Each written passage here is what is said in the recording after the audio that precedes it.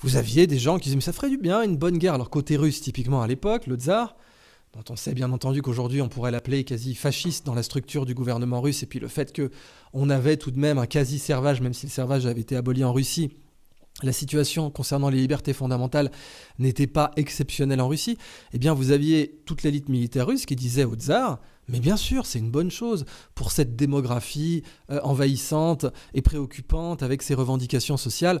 Ce serait bien une bonne guerre qui ne peut être que victorieuse, vous l'imaginez bien. Et donc, allons-y gaiement. Et puis bon, 17 millions de morts plus tard, Première Guerre mondiale qui entraîne la Deuxième, qui entraîne la guerre froide, qui entraîne toutes les guerres du XXe siècle, y compris bien sûr celle de décolonisation.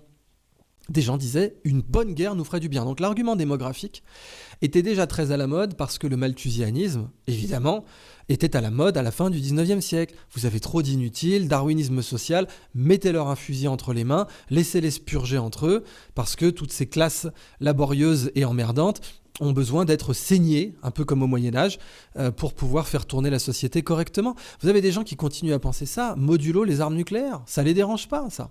Vous avez Harari qui nous dit qu'il y a trop d'humains sur Terre et qu'il y a plein d'inutiles. Je vous rappelle les Georgia Guidestones qui ont été détruites récemment de toute évidence pour effacer les conneries qui étaient écrites dessus, et je vous le rappelle, maintenez la population sous les 500 millions.